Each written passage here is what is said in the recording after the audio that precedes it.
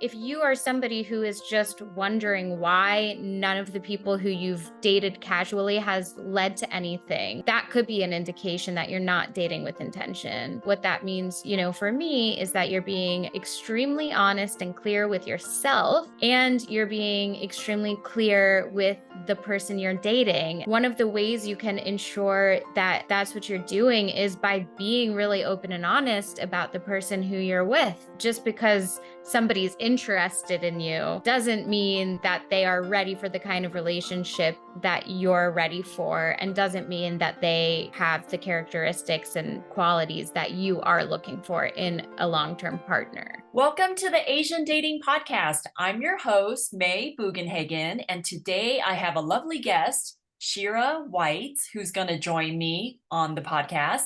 Every week, I invite two people to come on to share dating stories, and hopefully it'll help the audience with their dating. And if you have any questions, please put in the comments, because then I could address it and I could reply or answer your question in another episode. I run a boutique matchmaking company. It was based out of Los Angeles, but now it is nationwide. I help men of all ethnicities who want to date Asian women. So Asian women, if you're out there, I would love for you to register with me at 2asianmatchmakers.com. That way I can find you and know how to contact you and set you up with a great guy. So today we have Shira Weitz is a date coach that helps clients matchmake themselves. From her dynamic network of millennial singles to exclusive activity-based events, she motivates clients to get offline and out into the world to find lasting love. I will put all of her social media links and how to contact her in the show notes. But welcome to the show. How are you, Shira? Hi, May. I'm great. Thank you so much for having me. Yes, yes. Can you tell the audience a little bit about how you got started and what brought you to being a date coach, helping other people matchmake themselves? Like, tell us a little bit about your story. Yeah, absolutely. It is one of those things that I feel like is very serendipitous that this is where I wound up. I feel like everybody has a unique journey because obviously, matchmaking, date coaching, it's not really something where when you're growing up, you even know exists. So I went to college in New York as an actor and script writer, and I was writing a lot of material that was based on my own dating life and really sharing it to try and, empower women to speak up about their dating experiences and stuff like that. I then moved to Los Angeles where I continued doing that. And I wound up working on this great script. I loved it. And it was about a girl who discovers her calling to teach sex education. So it wasn't long before, I was doing all the research and I realized like this is actually a really fascinating subject to me. And it is something that I want to dive deeper in and dedicate more time and attention to. So that led to the launch of my blog, which was part personal anecdotes and part, interviews with sex therapists, relationships therapists, and everything in between. And I really then lasered my focus down to helping people step up their dating game. And as soon as I did that, the algorithm found me a matchmaking service that said, step up your dating game. And I clicked it. I checked it out. It said work with a professional matchmaker, which was the first time I realized that there was a position as a matchmaker. So I went ahead and just Googled any jobs for matchmaking. And there happened to be one where I had just moved back into Florida. And it was like within an hour commute, which was so unique. And I took the job. I worked as a matchmaker for a couple of years, got my life coaching certification, got my relationship coach certification, and then launched the Savvy Romantic. And here I am. That's great. That's great. I love how you have experiences with two other companies, and then now you took all the good stuff from those two companies and got rid of the bad stuff. And then now you kind of created your own business. So, which is outstanding. And I know you are a millennial and you help millennials, right? So it's great that you are helping people that kind of you were in their shoes, what, 5 years ago or whatever. So tell me a little bit about the millennials dating. Is that tough? Do they do online dating? Do they enjoy it? I mean, what? Yeah, one of, when I was working at a matchmaker, the consistent feedback that I got from clients was dating apps are driving me nuts. So, but sometimes they work. I think that we're kind of at an interesting shift right now where they're kind of going like everybody uses them, but they're kind of going from being helpful and helping people, get together successfully to more of like a pastime. So that's sort of like, it is harder to match with people and then have that connection actually turn into a in-person date. So it is like a huge struggle, I think, for people. And then another thing that millennials kind of went through was that 2017 Me Too movement, which I mean, among many other things, but pointed to the fact and really exposed the fact that women get approached in public all the time, whether they want to or not. And because of history, it can feel very invasive and almost like, that we're not feeling safe. So, um, in terms of approaching somebody in person, men really have to take a leap of faith to do it. And obviously, it's already hard when you don't know what the outcome is, but especially now that they're aware of that phenomenon and not sure whether or not, it's going to be a green light or like a complete disaster and having somebody, scream and yell and get you out of their face. So I think we kind of had a shift where people just sort of assumed that meeting in person is like just a thing of the past. And so like I said, more people are turning to online dating, but I really think that we are at a point now where we can probably bring back some of that in real life connection if we collectively make that conscious effort. Are you saying that millennials would prefer to meet in person and do events versus meeting people online? Is that kind of where you feel like it's going? Yeah, I mean, I definitely feel like that's where it's going. And I think it's that similar desire that is leading so many people to, reach out to third parties like matchmakers and stuff because they don't know where to meet people. So I think that, the more events and stuff, and of course it depends on the event and it depends on the person and there's different types for everybody, but I definitely think there is that desire, because even people who have met like on the apps on Bumble, they don't even want to say we met on Bumble, um, I think people, especially post pandemic, are really open and kind of have that craving for in person connection. And it also just really helps troubleshoot some of the common pitfalls that online dating, has in the sense that you might really enjoy somebody's picture and profile because they know their angles and they are good at writing a profile. But then your expectations are here. You go and meet them. You don't necessarily click. They're a different vibe than you imagined. And you've already ruled them out.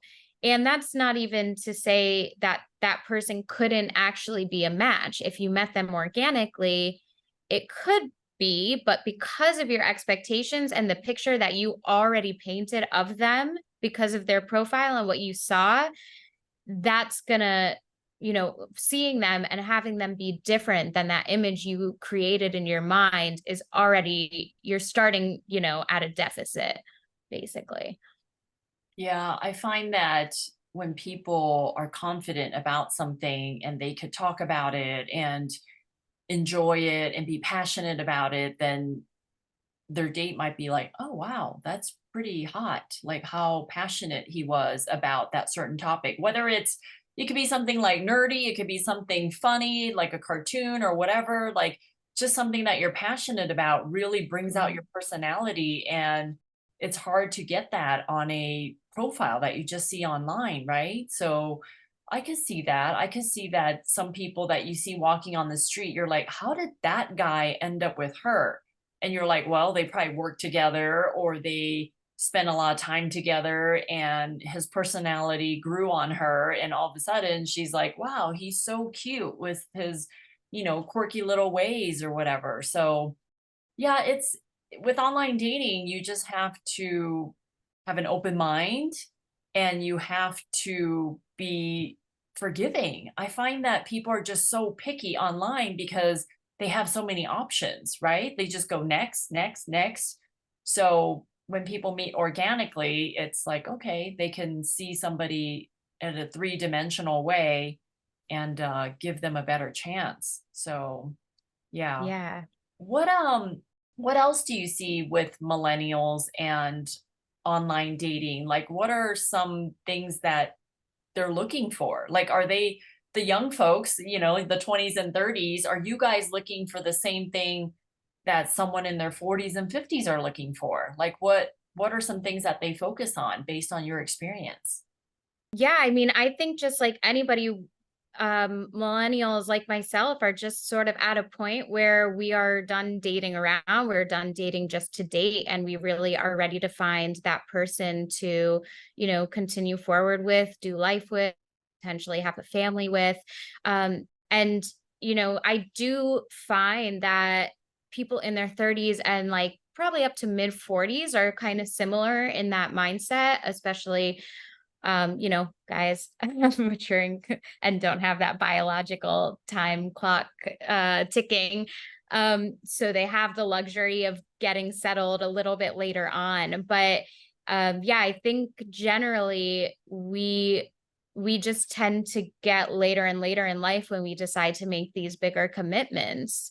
And so that's what I think is interesting because I think if you're earlier in your journey and you're like mid early 20s, you do have a lot of exploring to do and you have a lot of self discovery to go on.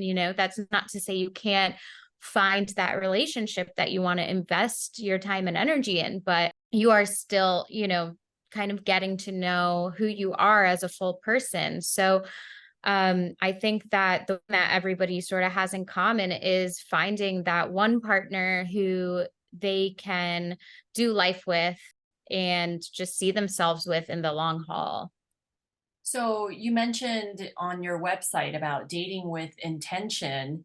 Do you Mm. feel like how do you go about that? How do you take advantage of all the dating apps or meeting people in person and really date with intention? What do you suggest? Yeah. So it's so funny because I don't think that people realize if they're when they're not dating with intention. And I think a lot of people, because they went through that period of time, again, kind of early 20s, mid 20s, where like situations just sort of happen to them, that's now how it works. So if you are somebody who is just wondering why none of the people who you've just dated casually has led to anything, that could be an indication that you're not dating with intention. And basically, what that means, for me, is that you're being extremely honest and clear with yourself about the type of relationship you're looking for. And you're being extremely clear with the person you're dating that that's what they're looking for. I think one of the ways you can ensure that that's what you're doing is by being really open and honest about the person who you're with, about where you're at in your life and where you're looking for, because I think in the earlier years the tendency is to avoid that topic because you're scared that if you say that you want to be committed, then you're going to scare them off and vice versa. And then as you get older, it kind of gets to this point where it's like, oh, if that scares them off, good, because I could have just saved myself, months of heartache and back and forth just to get nowhere. So, having those conversations and having them early on, And that's not to say let's get married tomorrow by any means, but letting somebody know, where you're at in life and not being afraid eventually to ask somebody, hey, are you seeing other people? Do you have an interest in exclusivity? And to that point, what kind of relationship do you want? Open, monogamy. We shouldn't assume these days that we know. But just, yeah, being more articulate and not being afraid that expressing your needs and what you want in a partner is going to scare them off. And then also, again, being aware, is this person displaying signs and displaying, green flags essentially? You know, just because somebody's interested in you doesn't mean that they are ready for the kind of relationship that you're ready for, and doesn't mean that they, have the characteristics and qualities that you are looking for in a long-term partner. I think I've heard the date with intention thing come up probably in the last few years, and people didn't really talk about that. People can solve 99% of their problems and heartaches with good communication, and doesn't even have to be good communication, I guess. It just has to be some kind of communication, right? Because if all the girlfriends are talking to you about your situation and asking you questions about your partner and you don't know the answers, that's when you're like, oh, shoot, I better ask him these questions so I find out, right? Because ultimately, girlfriends get together and chat.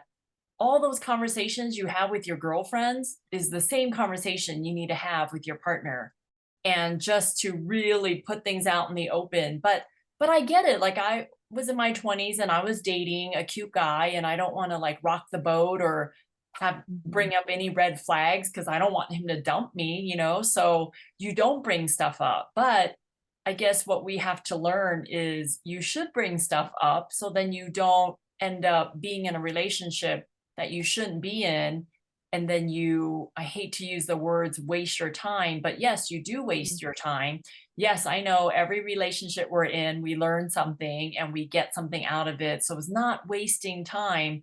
But in essence, if you really want to have a family and women have a biological clock, like, it is in your best interest to bring stuff up, especially when you're in your 20s and 30s, right? Like, you don't want to be like 43 and dying to have a kid, and you spent 7 years with this guy and you just quote unquote wasted your time. So, yeah, it's just communication is key in all stages of dating, whatever age you're at, right? In your 20s, in your 30s, or 40s, or 50s. Yeah, we just have to learn to not be afraid to bring stuff up and to just have a conversation with our guys. So, I do. Yeah, to your point, I have the most uncomfortable conversations with my boyfriend, and it is one of the best aspects of our relationship. It's not easy to communicate like your needs, the way you're feeling, because if you're not communicating it, you're gonna bottle it up and it's gonna turn into more than just a conversation. And even though you're not saying how you feel out loud, they are going to pick up on that energy and they're going to know something is going on, but they won't know what. So, yeah, I mean, 100% all about, err on the side of over communicating versus under communicating or no communication. 100%. yeah, I agree. I agree. So, how can daters increase the number of dates they're going on? How do they maximize their dating schedule? Yeah, I mean, there are a lot of ways actually. I think that sometimes, what people need are a little bit of accountability, that is where I tend to come in. Um, but we'll talk about sort of offline real quick because there are so many ways to actually get out there and meet people in real life. And of course, approaching somebody in public is difficult, but you know, don't don't let that hold you back. And also, rather than just going, get online, look at Eventbrite, look at meetup.com, figure out what events are going on near you that either involve, networking, or if you don't even feel like doing that, because I understand that that can be a bit uncomfortable, um, you know, pick something you're interested in and then just do that, because that's going to expose you to people who are, interested in the same things as you are. And that's already going to lay the foundation, for a potential match. I also think that women should sort of, get over the societal standards and expectations that men should approach the woman. I think if we had as much, if we had the kind of permission that men have to approach each other, you know, we'd be going on dates left and right. Okay. Because we'll see someone, we know we're interested, but then if they don't approach, we just kind of like, it's done.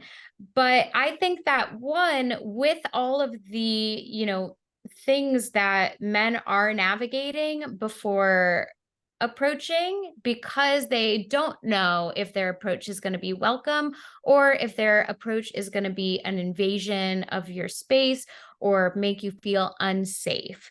So they are, less likely to approach. And even more so, the ones who are thinking about that kind of thing are, the ones who are going to be empathetic to you and understanding. So that's even more of a reason, I think, to just, go for it and be the one to approach. Sure, let them pay for dinner.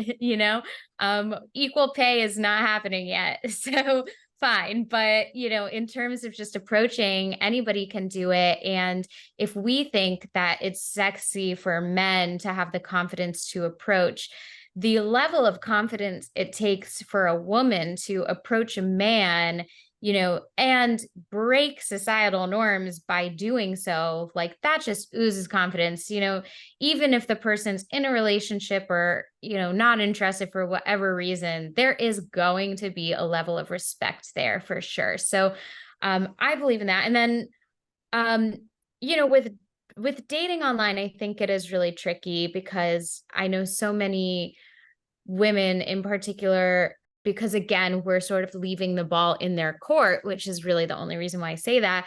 But nobody wants to be the first one to like make a plan. And let me just say, saying, yeah, we should hang out sometime is not the same thing as making an actual plan.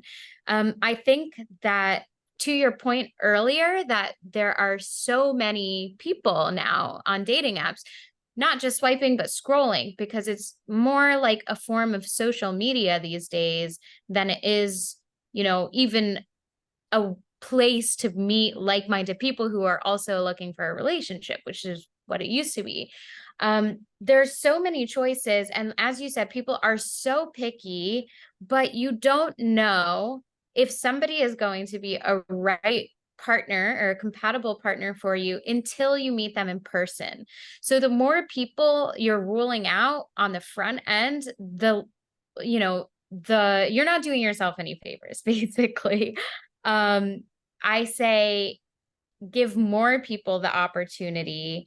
And if and when you match with somebody within a day, I would say make a plan. It doesn't have to be a plan for tomorrow. It could be a plan for, the upcoming weekend or whatever, but have the plan before you get into this really, intimate text exchange and try and get to know them to see if you might be compatible before meeting in person, because there is no way that you're going to know if that person is a compatible match until you take that step and you meet them in person. So match with more people, say yes to more people, and ask more people on actual dates.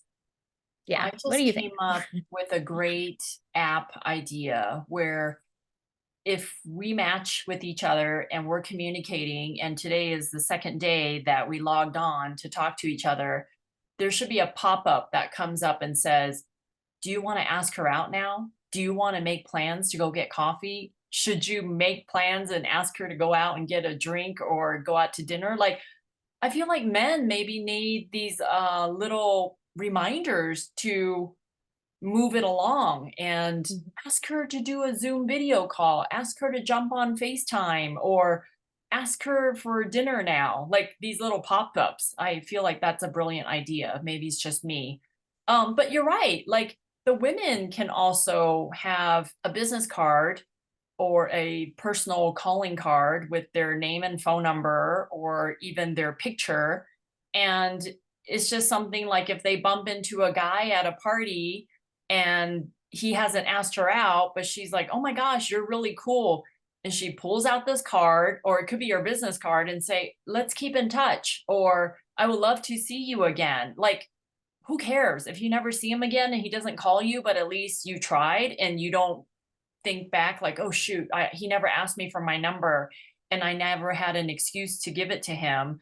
So, but it's okay to make the effort and do that stuff because I don't think any guy out there has ever said, "You know what? I did not like the fact that that woman was hitting on me," or "I didn't like the fact that she asked me out," or like all guys I think says, "Actually, that's cool if a woman asks me out or makes plans or whatever." Like, yeah. So anyway, I don't know. I mean, are people not doing that? I haven't been dating in like 16 years, so I don't know how to hit on a guy, but I certainly am outgoing enough and confident enough to ask a guy out if I liked him, or at least leave him my calling card or business card, or, you know, hopefully you can just say, "Gosh, you seem like a good person to keep in touch with. Are you on Facebook or are you on Instagram?" Like whatever people are asking these days, just to keep in touch with them and see what happens.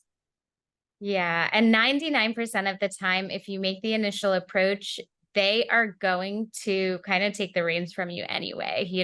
I'll never forget this time I was at the beach. There was this guy who was like just so, so cute. And I kind of waved and beckoned him over, and he came over and we got to chatting. We wound up going out to dinner, and nothing really romantic came. But he was like a German bodybuilder, and we still keep in touch as friends, see how each other is doing. And, now I have him in my network, and um he's actually like recommended friends who we thought would be good for, some of my events and stuff. So just never know what can come out of it anyway. But there's one thing that you are right. Like if a man is approached, he's going to be very flattered. His ego is going to be stroked a little bit there. So yeah, no And worries about that. I mean, and men have it tough where they have to approach the women, ask her out, make the plans, and, kind of keep her entertained on a date. So I think women should also be flattered if a guy hits on them or compliments them, and not be like a jerk if a guy hits on you. Who cares if he's not your type? He still had the guts to hit on you, to be friendly to you, or to flirt with you without caring about what the outcome was.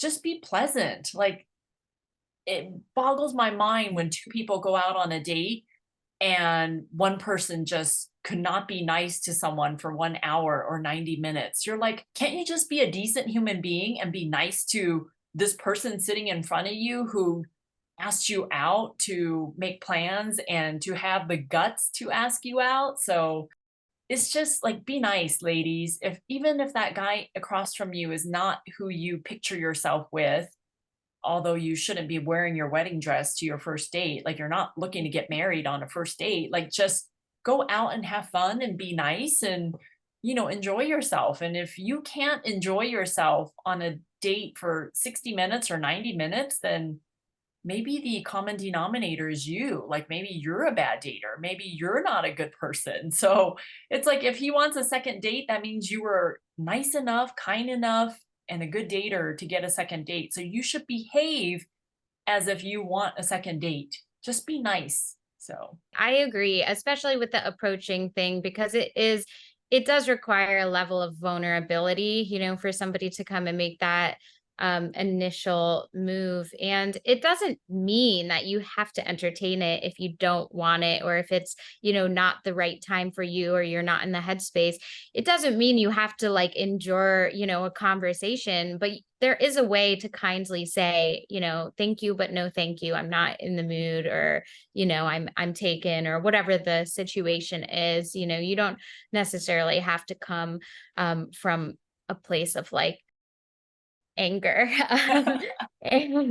And adversely, I will say, if you are a guy and you're going to approach, don't, oh gosh, I've seen just the worst stuff. Like, don't try and do some cheesy pickup line, don't send your friends over.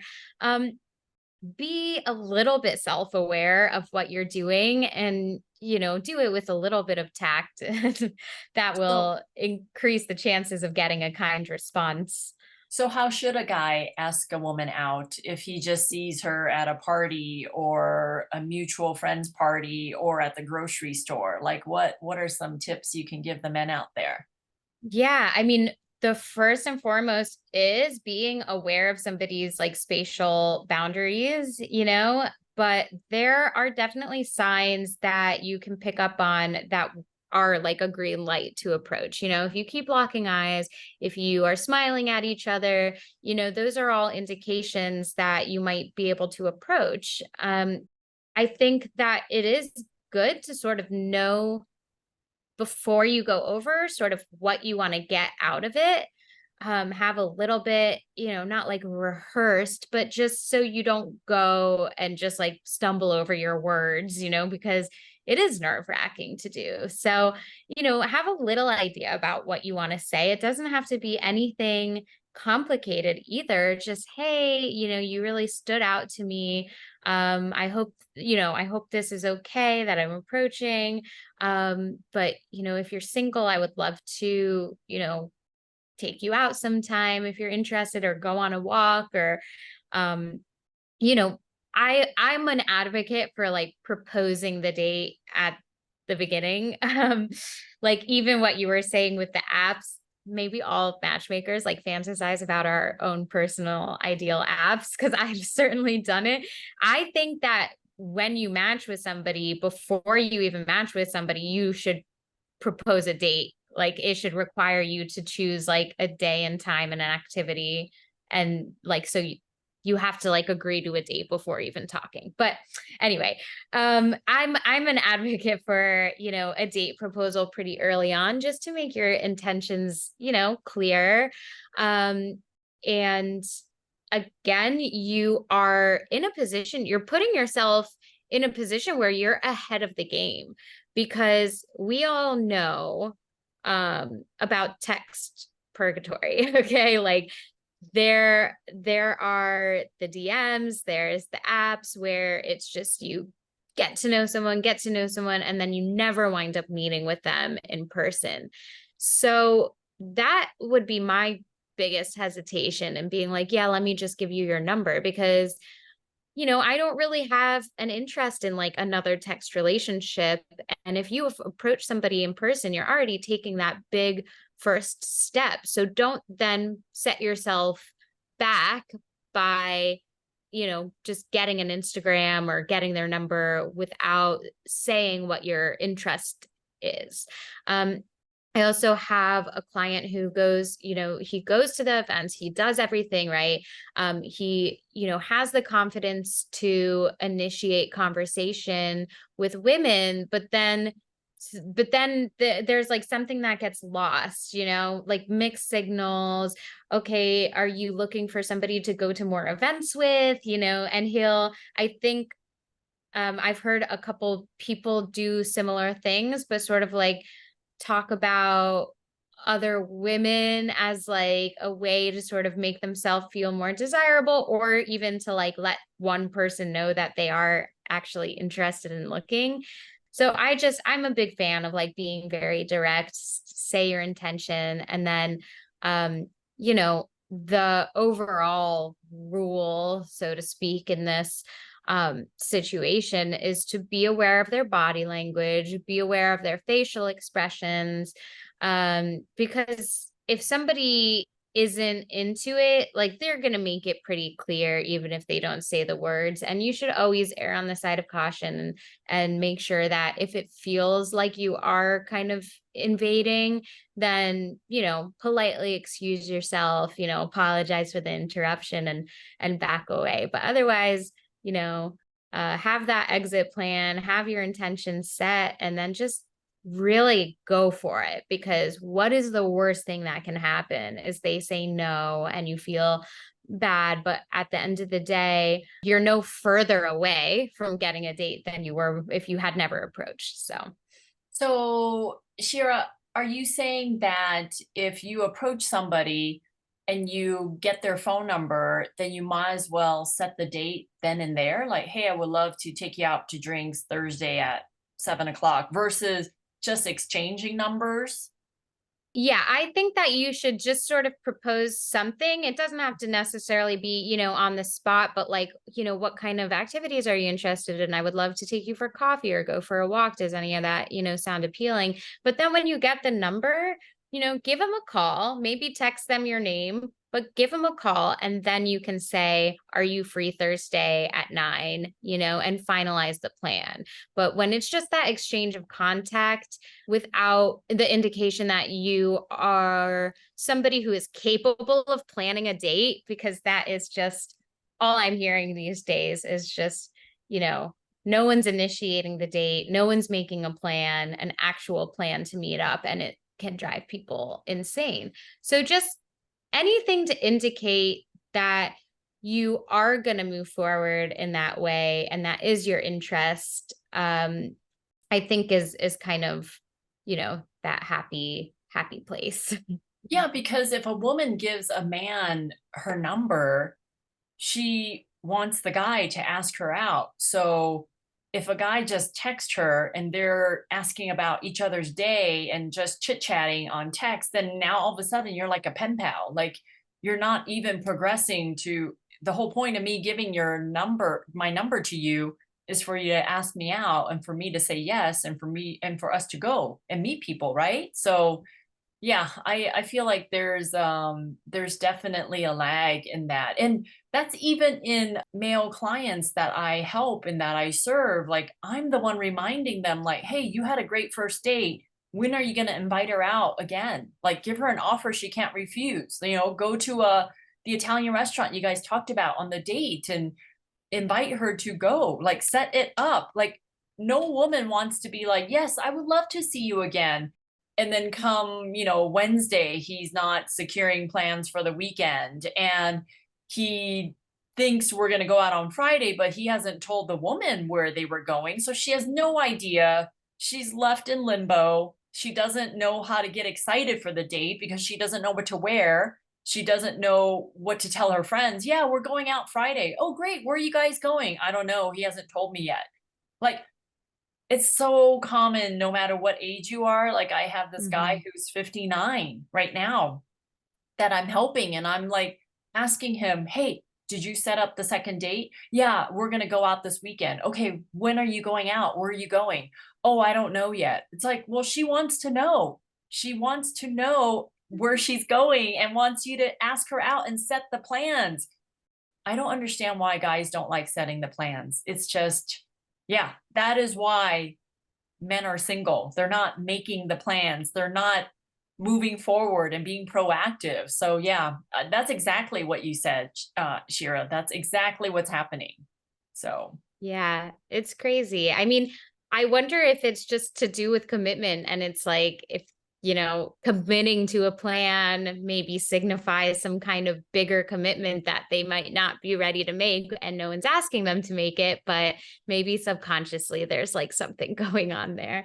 And it is mhm. funny, I've always been very open-minded, obviously. Like I think like I have some progressive viewpoints on this, and especially like with gender roles, which is why I definitely encourage women to go up and ask men. I had a roommate little while back, and she was from Slovakia, And it was just so funny because, yeah, she would never, ever do something like that. And it was always like the guy has to come pick me up, take me somewhere nice, like all the things had to be in a row. And I always thought it was a little bit over the top. But by the end of living with her, one, she found her partner who she now lives with. And it really like made me see why those kinds of traditional values are the traditional values. So I can definitely like appreciate that as well. Yeah. Yeah. Well, thank you so much for spending time with me. And do you want to tell people any last minute tips that you have that we didn't talk about? Was there something I should have asked you that I did not? No, not really. I had such a great time. Just again, I think something that you mentioned that's really interesting is decision fatigue. You know, don't let the overwhelming amount of faces that you're seeing on Instagram, on dating apps overwhelm you and put you in a state of just, you know, motionless. Like, still just go for it. Just go for it. If you don't know if that person is right, there's one way to find out. It's planning a date. So, yeah, that's pretty much what I got. Well, thank you, Shira, for joining me today. And the audience out there, I would love to get in contact with you. Please go to twoasianmatchmakers.com. Find me there. I would love to help you, or you can also email me at may@twoasianmatchmakers.com if you have any questions or topics for the next coming podcast. I would love to hear from you.